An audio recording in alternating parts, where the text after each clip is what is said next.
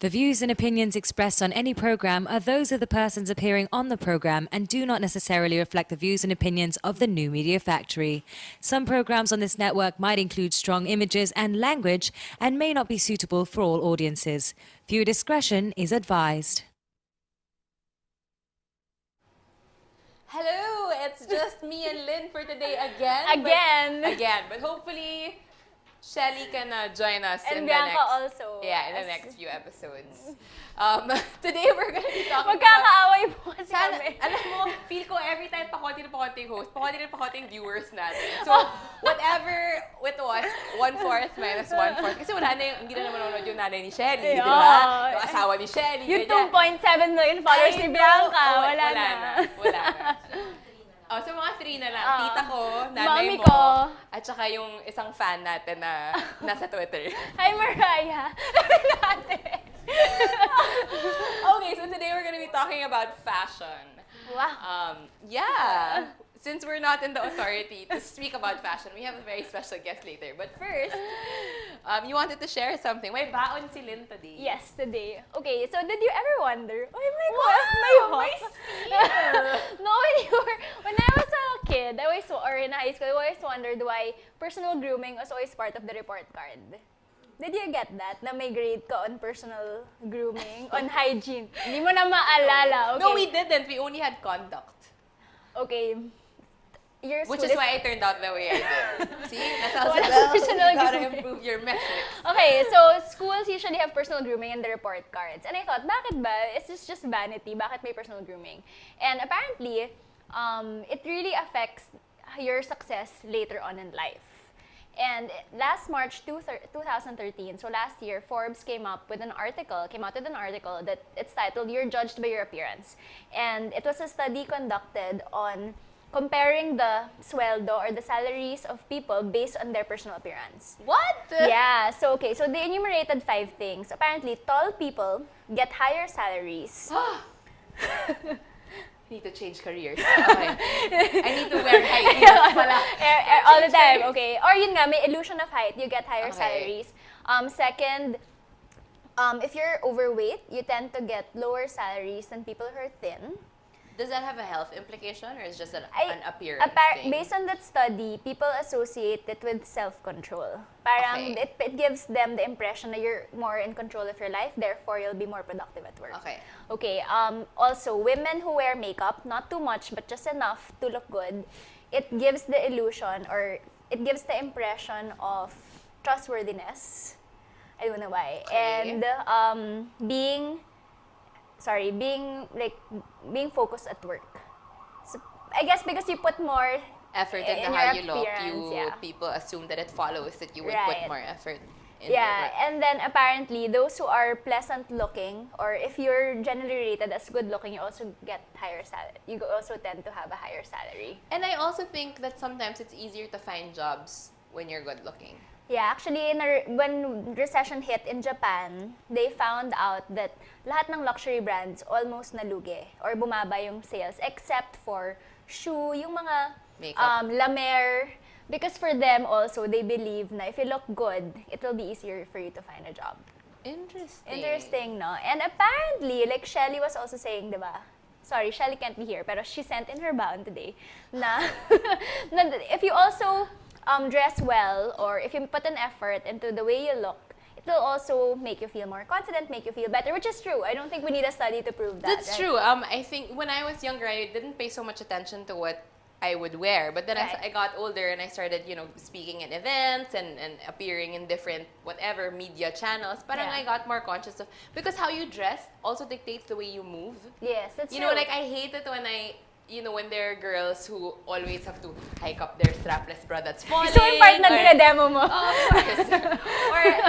or for example, when my girlfriends and I go to a club and they insist on wearing 5-inch heels, Yeah. and then they end up taking off their heels at the end of the night. Nakapaan na lang sila. Nakapaan na lang sila, palakad papuntang parking lot, hawak ko na lang yung shoes nila. I swear, that's happened to my friends. So, it really To does... your friends, ah. Yeah, promise. Because I'm always in flats, sensible. So, it really follows that how you dress dictates the way you feel and the way you move. Right. And like you have to realize also that the way you dress or the way you carry yourself, that's the first impression people will have of you. So, for example, you're going to a job interview. Even though they have your CV, at the end of the day, they'll still look at how you look. So even if, for example, you have a you have your master's and PhD, but then you don't look like you brush your hair at least once a day. Well, I think that also comes with like being an environmentalist because I am an environmental advocate, and people always expect environmentalists to look like they hadn't taken a bath or parang gulo-gulo yung buhok or naka-hemp na lang palagi. But then why, for me, if you want to be respected in your field, you also have to show up looking respectable. Right. Because if I had a meeting with, let's say, the Secretary of DENR and I came in looking like I just woke up, his reaction towards me would be very different than if I come in wearing like a blazer and heels. Right. And, you know, makeup a little bit, not pokpok level, but yeah. Pokpok level. And so our top 5 for this week is actually 5 fashion blunders that people commit, or appearance blunders that people commit. So these are things that, you know, you shouldn't be wearing and then you end up wearing to a certain event. Yeah. So here they are. So look out for these. Okay. Eto, wearing a tube top to a funeral. This really happens. This really happens. That's why it's in our top 5. Why would you wear a tube top to a funeral? It's so disrespectful. Baka daw kasi bigyan mo kayo after to celebrate life. I don't know. You know, after Christmas Eve. This is so appalling, by the way. After Christmas Eve, I had to go to a funeral. So, syempre, I was like in a dress, na medyo plunging, I was in high heels. So, before naman I went, diba, nagdala ako ng shawl, tapos I changed it to flats. Ganyan, kasi parang mahiya ka na. Nag-iiyakan yung mga tao doon, tapos papasok ka na parang, ano ba yan? Agaw eksena, This diba? actually, one of my friends committed this. And I hope hindi siya nanonood ngayon. Kasi hindi siya pinamanaman. And then, so I asked her, wait, ba't ka ba't ka naka-tube top? And yung reason niya for me is, kasi parang wala akong other black na damit. Kaysa naman mag-red ako, sabi sa akin. Tanong ko, inis ko, mas okay patang mag-red ka kaysa, di ba sabi nila bawal mag-red sa funeral? I also don't know why. But then mas pinili niya mag-black tube top kaysa mag-red. Ilugar mo naman yung black mo, girl. Okay. Or bumili ka na lang ng namatayan na yung friend mo. And besides, you'll always need a black top in some form or whatever. Okay. Anyway, memo lang. Not checking your teeth. This isn't a fashion blunder exactly, but you know, before you go on a date or during your date or if you go to any important meeting, you have to check if something is in between your teeth. That's true. And actually related to this, if you're talking to somebody and that person has something on his or her teeth, I think it's also your social responsibility. Social responsibility! It's your moral obligation to say it. Nakaka-distract pa naman yun. Yung parang dark green, tapos yung mga lettuce, parsley. Oo, mga ganyan. Or eto pa, okay, I never eat pesto, pasta, during a date.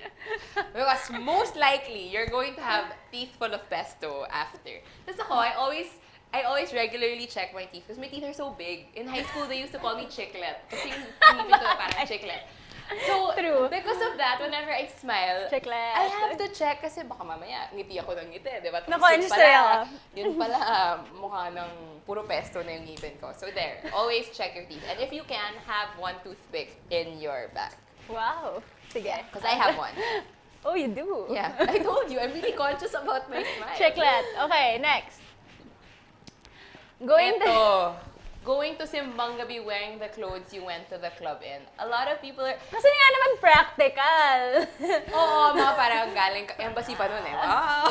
Embassy pa nun, high school ako, di ba? Woo! Tapos pupunta ka na ng simbang gabi, pupunta ka ng simbahan na spaghetti strap. Naka-metallic, Oo, yung mga shining, shimmering, splendid pa talaga. Parang ano ba, guys? The church is still... a sacred place. Yes. It's a place for worship. And syempre, kawawa naman yung mga iba madidistract pa. And I'm sure amoy uso ka pa nun. Amoy alak ka pa, di ba? Ayan. Kasi may mga nakasama na akong ganyan ang ginawa. In fairness, at least nagsisimba sila. Oo. Pero alam mo yun, pupunta ka na nga lang sa simbahan, irespeto mo na. Oo nga, mag-all out ka na, diba? diba? I mean, I'm not saying go in like, anong tawag doon, yung white na dress na pang Belo? communion? Hindi, ano Gala. Oo, hindi ko naman sinasabi na mag-gala kayo, di ba? I mean, just cover up a little bit, you know. A lot. Cover up a lot. Ayan na, nagsalita na si Lynn. Okay, cover up a lot daw. Next. Eto. Oh, this is super my pet peeve. Sorry. I'm at an silence. No, I'm at an age na ang dami kong pinupuntahang weddings. And please, girls, please don't wear white to a wedding if it's not your wedding. I have a story I'd like to share na parang there's this girl, there's this girl and she's known na as the girl who wears white, like white dress sa wedding. Hindi siya invited sa wedding ko. Invited sa wedding mo? And ito pa, naka-white na siya, lace palagi yung sinusot niya. Long pa, minsan pa may train. Ha? So, yeah. And parang I went to wedding. I went to a wedding recently. And nandun siya at naka-white na naman siya. I don't know. Okay, please don't try Wala to ba siyang steal. friend who will say like, hindi, ikaw yung kinakasal. No, actually, I know na parang she got into an argument with one of the bridesmaids in one wedding kasi she... Sana And hindi her ka rin, argument- sorry, sana hindi ka rin viewer ng show na to. Dapat viewer na show na to!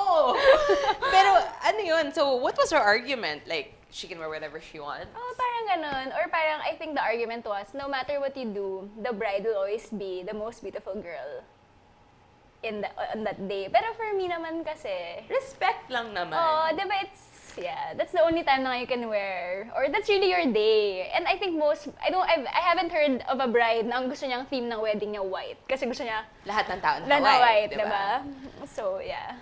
I don't know, what do you think? I don't think they should wear white. It's not their day, di ba? Yeah. Anyway. Yun lang. Tapos long pa na lace. Okay, sana kung parang cocktail dress. Actually, hindi okay, pero mas forgivable. Oo, ito yun na, may train pa. Oh my God, ang kapal ng mukha niya. Okay, next. Last. Yan, We wearing were talking about this earlier. plunging neckline, short shorts, short skirt to a job interview. Of course, may qualification to.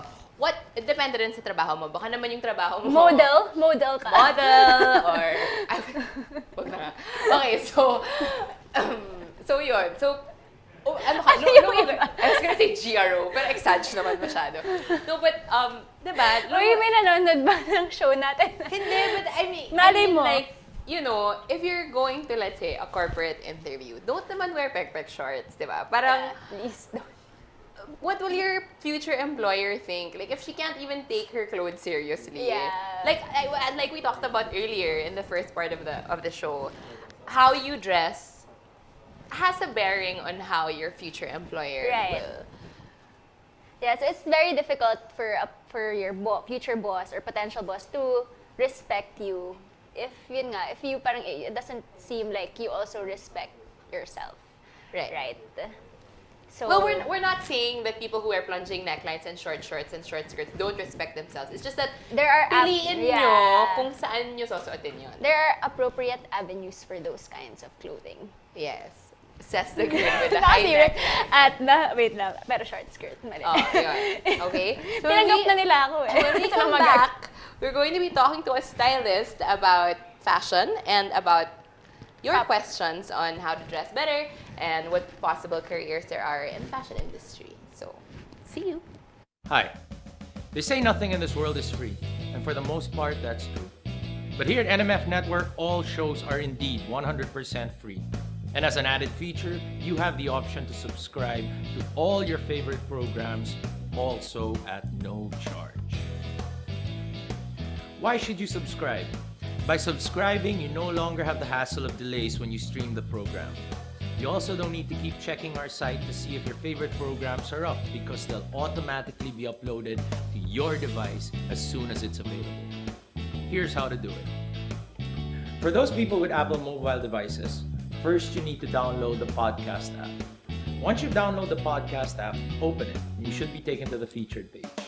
Now, you look for the store button. Hit the store button, and after doing that, hit the search button. Put your cursor on it and type New Media Factory. All our shows should automatically appear. Pick your favorite or favorites, open it, and hit subscribe. And that's it, you're done. Congratulations and welcome to the New Media Factory family. What you've been missing on The Factory. Now we're gonna show you guys the new beta that just came out yesterday. Is God of War Ascension, the private beta For And PlayStation Plus. PlayStation Plus. Let's watch it, right? It's nice. It's Enrique playing already. Yes. Yep. There you go. And perfect timing. Perfect timing. Well, before that, I was kicking ass. So go with the theme of the show, how not to How not play. to play. It's Robot Rice and Friends with Alfonso Martinez, Mickey Han, and Nigel Zalameo. Fridays, 6 to 7 p.m. Only here on The Factory. Oh, we are back! Okay, and we're here today. Gusto ko yung tinatry niyang i-match yung level. Oh, nga, we're back. We're here today. Ang hirap. Okay, so we're here today with the former fashion editor of Candy Magazine. She's also the co-founder of Pure Fashion. It's an initiative that promotes modesty and dressing among young women. And she's a current freelance stylist. Ito lang match ko. For the stars. For magazines, for movies. Please, ladies and gentlemen, let's welcome Miss Margaux Romero. Hi! Welcome to Coffee Break! Hi, thanks for having me on the show. It's the first time we're going to be talking about fashion. Ooh, okay. So we're very conscious. Yeah, we're kind of pressured. Talagang we picked our clothes for the show. Well, she did. I kind of just showed up looking like this. Wow! Joke lang. Okay, anyway, so tell us more about yourself. I mean, how did you get into styling? Because, I don't know, like, maybe there are some young people out there, they say they want to be a stylist. Of course, they have questions in their minds, like, how will I start? Yeah. Where do I go? Where do I apply? You know, things like that. So maybe you can tell them about how you got into it. Well, I got into it because I have 2 other sisters and we all love to dress up. Oh, wow. But most of the time, I would be the one dressing them up, and they would always like ask advice from me. Are you the ate or? I'm the middle. Okay. So, and then plus my mom's a shopaholic. So that helps a I'm lot. her partner, I'm her partner usually. So yeah, growing up, it was always like that. So I was always like, I loved like dressing up, and you know. So when I was in college, parang it seems so old, pero hindi pa uso masyado nun yung styling Yeah, I And remember. like jobs in the fashion industry, it wasn't as mainstream as it is now. Right. So after college, I was like, okay, I want to consider it. But you didn't study fashion, right? I did. Ayun. After college. Okay. I took What up, was your course? I took up communications technology. Oh, in- Comtech. Yeah, Comtech Okay. in Ateneo. And then after, I was like, okay, I want to see if I really want to do do fashion. So I studied fashion in Milan and then in New York. Margaux? No. No, Okay. it's called NABA. Okay.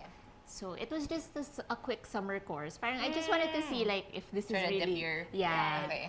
And then so I did that, a summer course in Milan, and then I went to New York and I took up fashion merchandising and some styling classes in both Parsons and FIT. Wow, okay. So just like quick courses. And then after that, so I realized that I really loved it, and you know, like I could make a career out of it. So when I got back, like, because my older sister was already in the magazine industry, so she helped me like get my contacts and everything.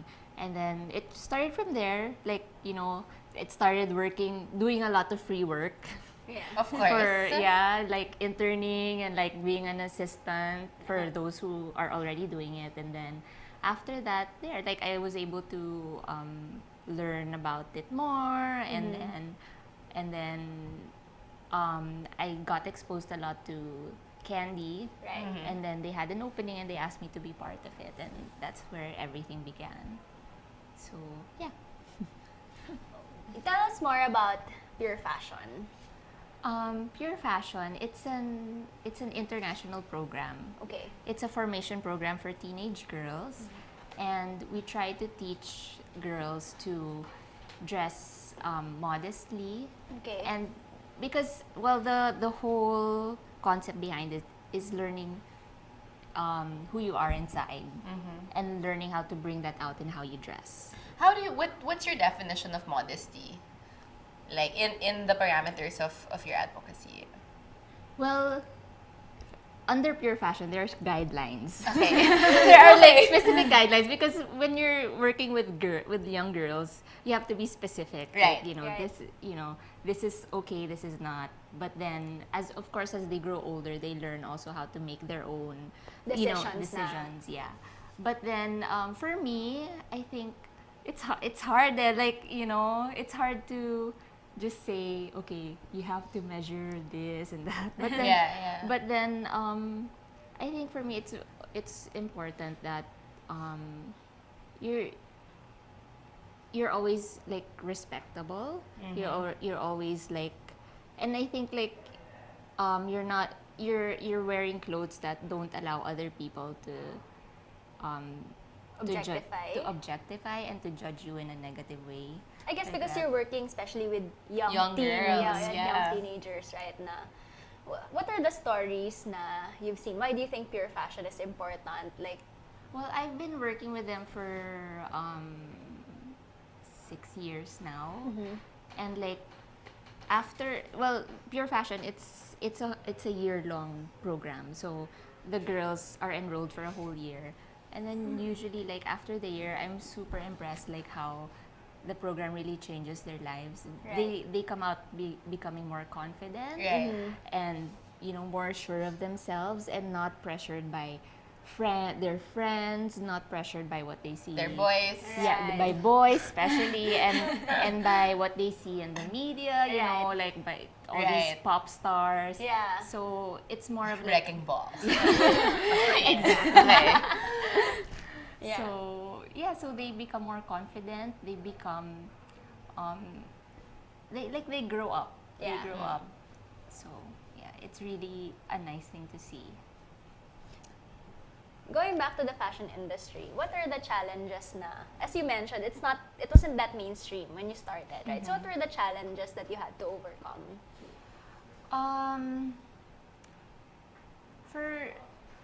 Wait lang, not being because it's not mainstream or because like just in general. Just in general, like being in the fashion industry, like I guess this could be good advice kasi for our viewers who might be interested in pursuing a career in fashion. I think also.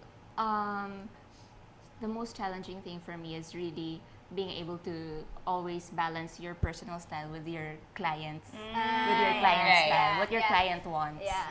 So it's like you have to be adaptable. You have to be you have to adjust sometimes, like what you want with, like sometimes you don't meet kasi eye to eye Yeah. with Right. what your client wants. So, what if, for example, your client wants to wear something? Tapos talagang for you, first of all, Not your body yeah, type. it's not your body type. Yeah. Second of all, parang no one wears that anymore. So how do you sort of like, how do you tell them parang tsaka, like how do you? Actually, my trick is first of all, I don't bring like clothes that you feel I feel that Hindi what if bagay. dala nila? If dala nila, mahirap yun. It's a challenge, I'm telling you talaga. But then, but parang, of course, like you just try to suggest, and you have to be honest also, but say it in a nice way. Like how, for example, yung damit, kunyari lang, yung damit ni Anna hindi bagay sa kanya, pero ni-insist niyang, No, I really want to wear this. yeah, I think this is like for the event talaga. Pero kunwari, super muffin top, ganon. Like, how do you... you I'm bring na lang. I bring, but I'm also really, parang I'll be honest talaga, like, girl. Medyo lumalabas yung ano. Kasi hindi ko imagine a girl. Parang it's part of my job to tell them Right. talaga, like, okay, and if people are gonna take pictures of you in that angle, Right. Yeah. You know, Parang That's what you give situations, Yeah. di ba? Or kung nakaupo ka ng ilang oras, Right. tapos nakalabas lang yung ano mo, wag na. And of course, like, I don't want them to be uncomfortable also Right, while right. they're at the event. So, Yeah. Okay, we have some questions from our viewers now we'd like to ask you. okay. Okay, so how do I know which clothes look good on me? So for example, the body type, she gave a body type. She said she has a small waist, but she has big butt, like big lower body. Okay. Pero small waist. Well, the key is always to like create a balance. So your goal is to look like the ideal shape, which is the hourglass. So if you have like a big lower body, you have to balance it out by making your shoulders seem a bit Broader. broader. And you always emphasize the waist. So, kunwari belt, ganyan. Yeah, so wear a belt, but then Nako-conscious ako. Ikaw yung gilipin. Ako pala yung nag-send ng question. Okay, so, for example, so emphasize the waist. yeah, and then, emphasize the waist, and then you can choose clothes that make your shoulders seem broader, like maybe a cap Halter? sleeve, not a halter, because the halter actually Slims. Yeah, slims. Oh. Or, but what you can do also is like, you know, always like try to draw the attention to your upper body. Kung heavy yung lower body Yeah, mo. so you can wear like dark jeans, dark colored skirts, and then like brights on your top, or like a necklace, a scarf that would like draw attention to your upper body. Okay. So, draw the eyes to Yeah. your... Okay, so Yeah. for our viewer. Okay, so dapat- sa next episode, naka-bright top na ako na may belt. Naka-sleeves. Ako pala yung send. Okay. Okay. Can my clothes help me to become more successful? And how? And yeah. Well, I think that what you wear really shows kasi who you are. So I think it's important to always show your best side, you know, the best part of yourself, especially when, like what you guys were talking about a while ago, like in job interviews, Yeah. and you know. So I think my mantra is just always show your best, the best side of yourself, and I think that will, you know, Paano that ang best alone. side ko yung likod ko, so dapat ayun, nakabakalas. Mali yung takeaway. Yeah. So that alone, I think Will help. will help. Okay, next question. Bagay ito sa'yo, Margaux. I'm pressured to dress sexy so that boys will like me. Is that bad? Yes, it is. No, but how does she deal with Yeah. it? Like, what should she do? Well, Okay, first of all, why is it first not of good? all, don't let yourself be pressured by boys. You know, you should be confident enough yourself, know your value, know that you're, you know, more valuable than what you wear, than what guys want you to wear. So don't allow anyone to dictate. Especially if they want, I don't think that's good if they want you to dress like. Yeah, that's true. Parang you're That's not a attracting good bad sign. attention. And ano yun, Diba? gusto ko na lang i-objectify, Oo. di ba? If a guy wants you to dress sexy all the time, parang Yeah. rethink mo yung decision. Yeah, and Date like that guy. guys should be protecting you, you Yeah. know, like trying to make other people respect you also. Correct. So it's not a good sign. Okay, so how should she deal with it? I think don't allow yourself to be pressured, and dress how you want to dress, like dress with dignity, with value for yourself. So Okay. Yeah, but it's true nga. Parang I think if you dress sexy all the time, you might not be attracting also the kind of boys you wanna Exactly. end up with for the long No, term. and also, diba? if you dress sexy all the time, Yeah. parang there's nothing left. Parang kung naka-plunging ka palagi, di ba? Parang and you don't want to be known also as that girl who always shows her yeah. boobs, right? Parang that girl always wears white to a wedding. Exactly. Parang tato ng identifier mo. Oo. Yeah. Correct. Okay. Next question. Okay. I love fashion, but I don't come from a rich family. What can I do to dress well without breaking the bank? There are a lot of ways to be creative with how you dress. Like one tip I can give, like which is my favorite, is like look at other people's closets. You can Ooh. borrow from your boyfriend, your husband, you know, like just wear like one of his polos and wear it with nice jeans. Nice. You know, like make it like a boyfriend shirt type, or you can look at the old clothes of your mom, your lola, if Yeah, they still have actually. it. So, papa-alter mo na lang yun. Yeah, that's a fun way Vintage. also Yeah. of Legit dressing vintage. up. What do you think of mga ukay-ukay? Do you go to ukay-ukay? Yes, I do. But then, parang I end up not wearing them.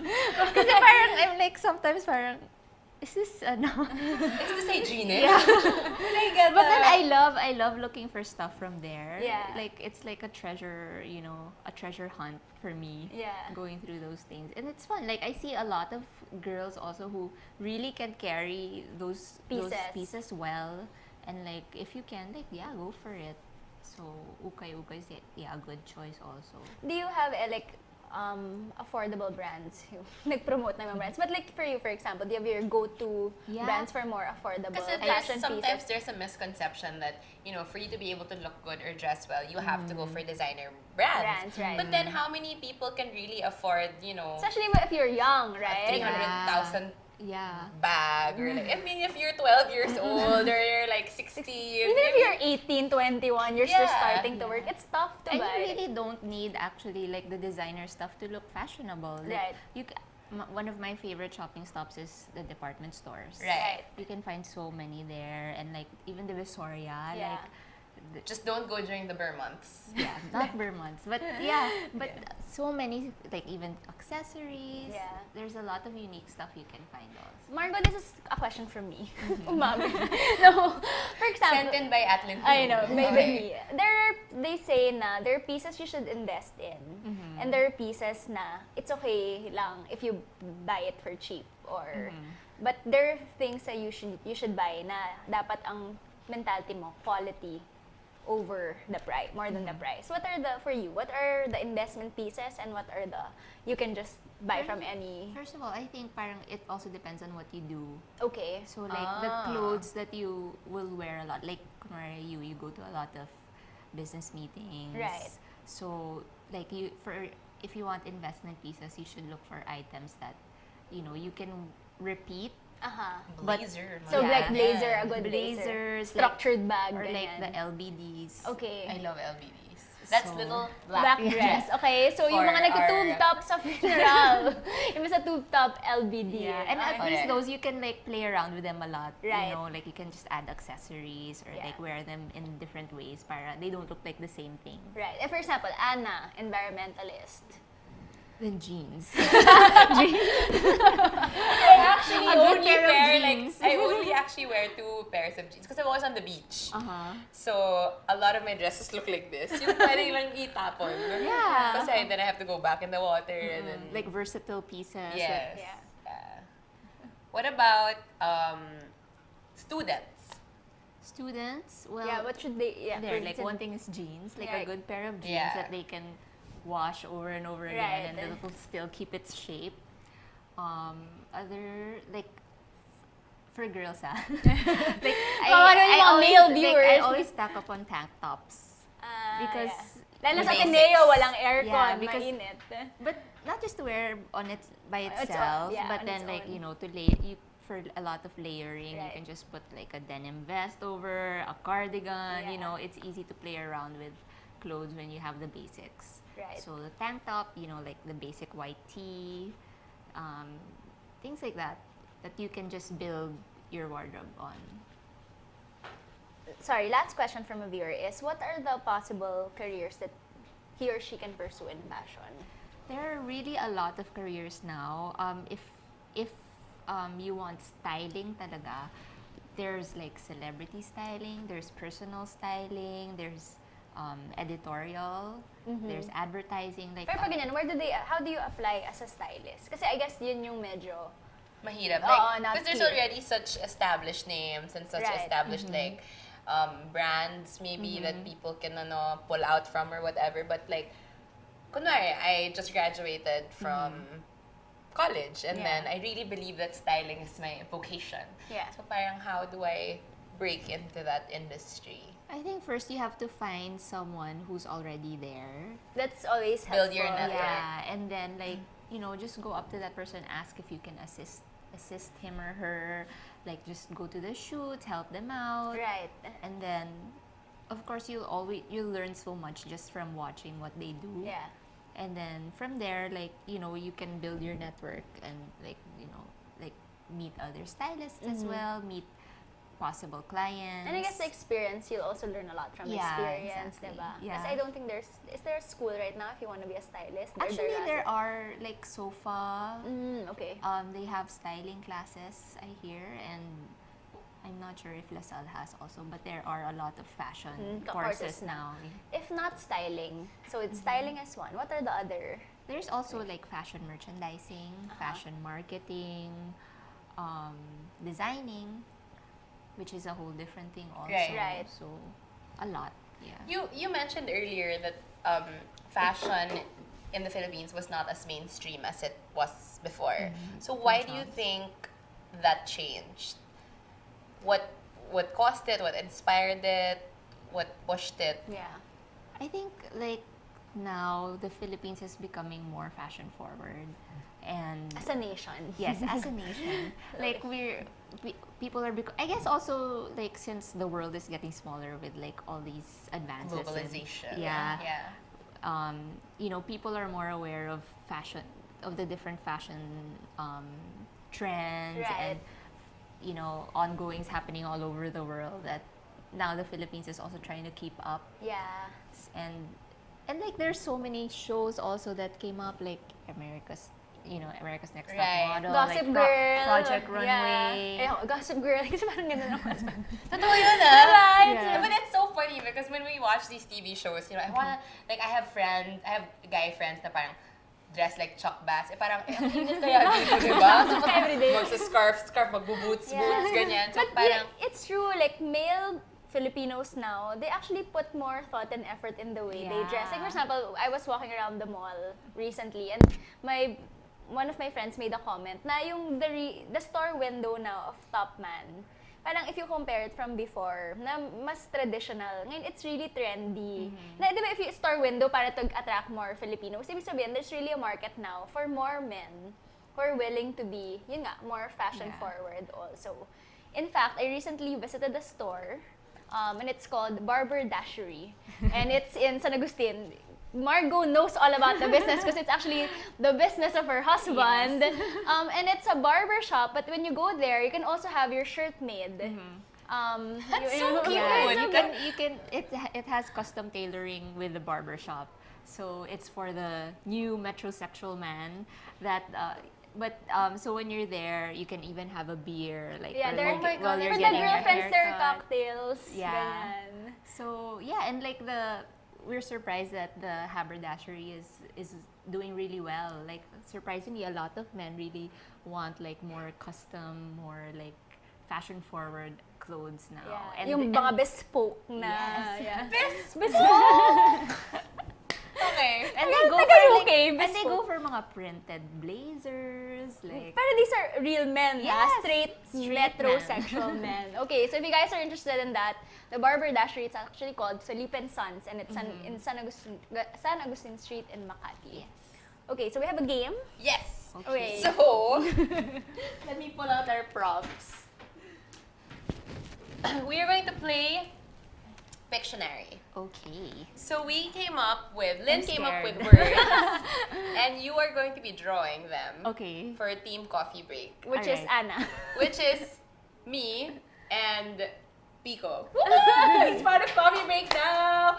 Ayan, team coffee break, the winning team. Pico is so competitive. And then, Lynn will be drawing for Team New Media Factory. But you have the competitive advantage of having more people. I on know, your right team. now there are 5 people No, on there my are team. six. 6 people on my team. 6 people versus 2. Guys, kaya nating manalo. Okay, so, So, Mark, what you do is there's 1 minute for each Okay. team, and and you pick your words you from pick here. your words. So you have to. Okay, so I'll do all the drawing.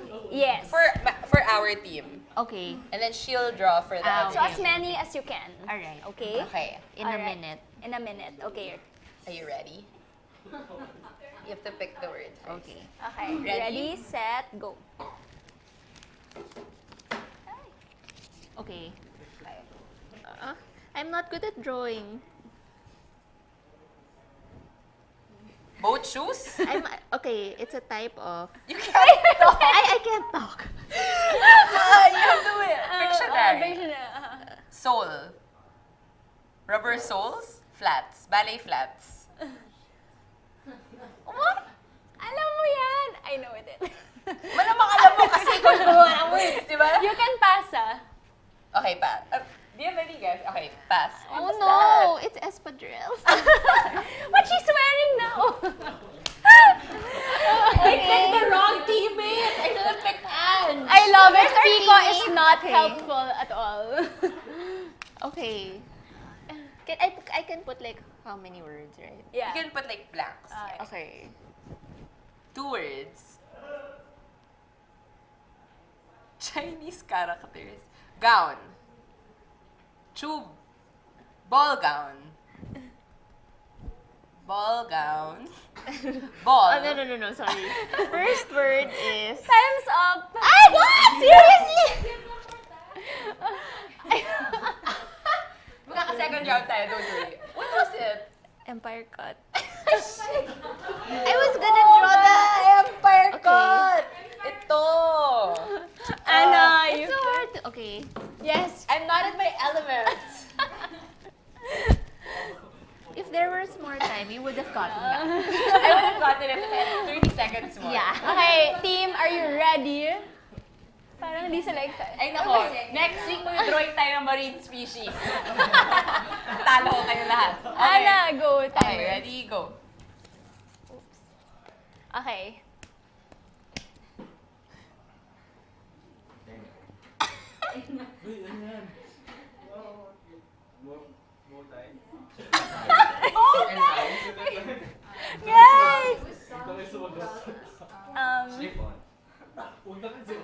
Guys!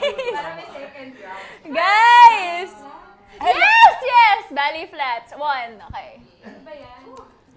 Ginawa mo na ibang angle. Tapos na-gets.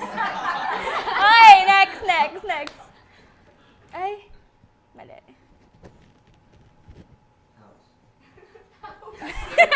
Roof. Anong skater skirt? Skater skirt.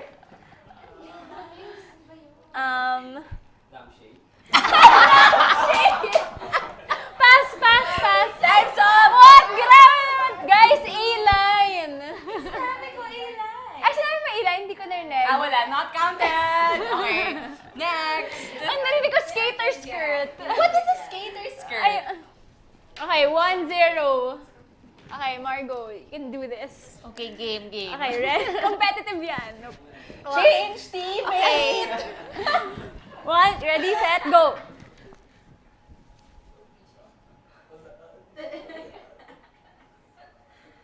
Peplum. Yes! Ang daya sa peplum. Yun lang yung alam mo. Yun yung alam ko. Smiley face. Bob cut. Pixie cut. Bowl cut. Hairdo. Headband. Head dress. Headwear. What? Bow tie. Head. You know this. Head. Another term for it. Pico. Headband. What the heck? Hairpiece. Wig. Ano to? Pico, you're grabe, Pico, useless, not helping. Can I pass? Okay. Time's up. What is that? Turbo. Dapat higher. Wala kasi ako hair, guys. Kalbo kasi yung teammate ko. Oh, kala ba yung teammate ni Anna? Ang daya, dalawa lang silang nag-guess. Okay, 1-1. 1-1. Okay, wait. Basta ng eraser. Gusto ko yung may smiley face yun. Happy siyang nakaturban siya. Okay, ready? Ikaw mag-time. Eh, go. Okay.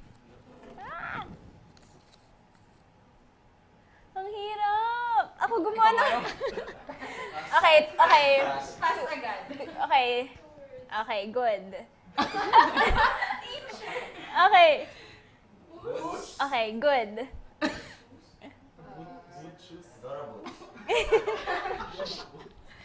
Okay. Is that a foot?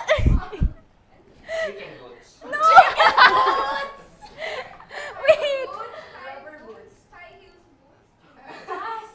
Pass, guys. Pass? Ankle! Ay, wala sinabi mo Sinabi ko, okay. May You time have ba? 15 seconds. Oh my God! Okay. Ano pa kami?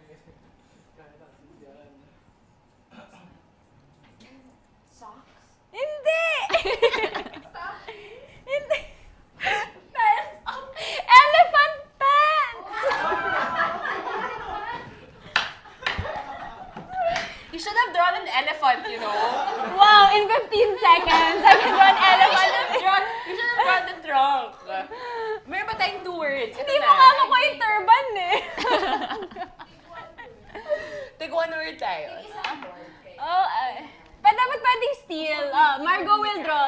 deal.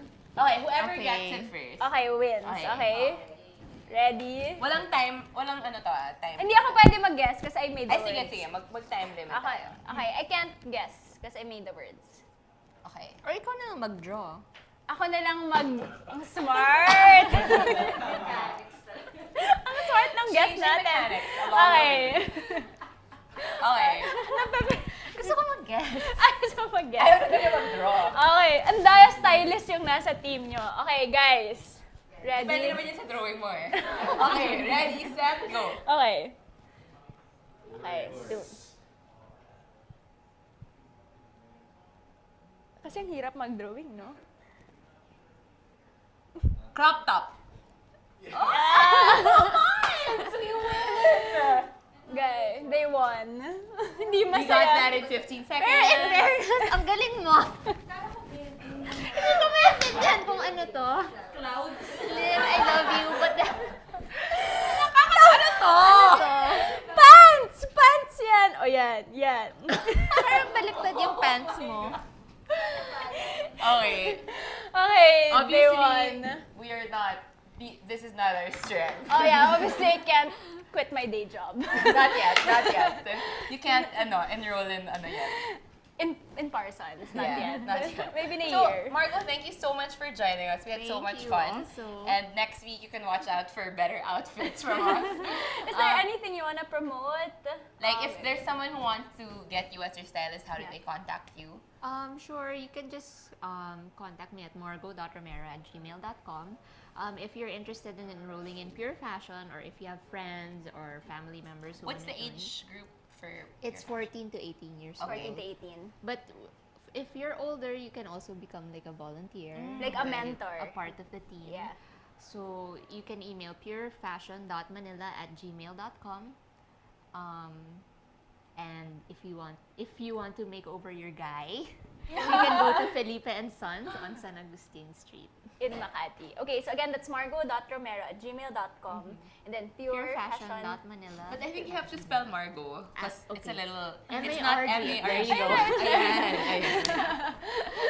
Okay, there. Thank you so much, Margaux. Thank you also. Yes, we'll be better dressed. We'll be better dressed from now on. So thank you for joining us. Matagal ko na siyang friend, hindi pa rin ako better You dressed. guys are doing a good job. Okay. I love it. Yes. Okay, thank you and see you next week. Bye.